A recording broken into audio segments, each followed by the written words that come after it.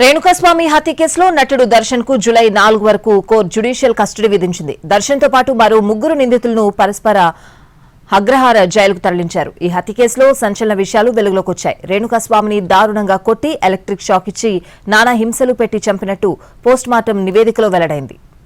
రేణుకాస్వామి హత్య కేసులో కన్నడ సినీ నటుడు దర్శన్ కు బెంగళూరు కోర్టు జూలై 4 వరకు జ్యుడిషియల్ కస్టడీ విధించింది. పోలీసుల విజ్ఞప్తి మేరకు కోర్టు 2 రోజుల జ్యుడిషియల్ కస్టడీని పొడిగించింది.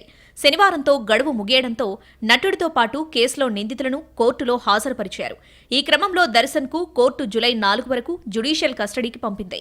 కోర్టు ఆదేశాల మేరకు దర్శన్తో పాటు మరో ముగ్గురు నిందితులను పరప్పన అగ్రహార జైలుకు తరలించారు. ఈ హత్య చేసిన కేసులో దర్శన్, హీరోయిన్ పవిత్ర గౌడ, మరో 15 మందిని ఇటీవల అరెస్ట్ చేశారు. దర్శన్ అభిమాని రేణుకాస్వామి హత్య కేసులో సంచలన విషయాలు వెలుగులోకొచ్చాయి. రేణుకాస్వామిని దారుణంగా కొట్టి ఎలక్ట్రిక్ షాక్ ఇచ్చి చిత్రహింసలు చేసి హత్య చేసినట్టు పోస్టుమార్టం నివేదికలో వెల్లడైంది. నిందితులు కొట్టిన దెబ్బలకు బాధితుడి అంతర్గత అవయవాలు చిట్లిపోయాయి. రేణుకాస్వామి మృతదేహాన్ని కాల్వలో పడేసినప్పుడు అతని ముఖం సగభాగం కుక్కలు పీక్కు తిన్నట్టు పోస్టుమార్టం నివేదికలో తేలింది. రేణుకాస్వామిని దర్శన్, ఇతర నిందితులు చిత్రహింసకు గురిచేసే సమయంలో పవిత్ర గౌడ అక్కడే ఉన్నట్లు తెలుస్తోంది.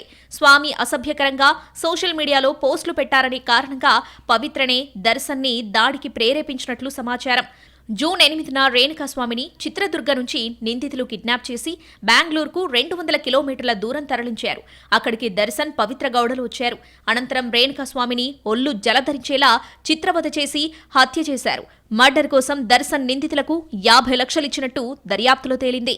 దర్శన్ చెప్పిన మనుషులకు అందిన 40 లక్షలలో 37 లక్షలను ఇప్పటికే పోలీసులు సీజ్ చేశారు.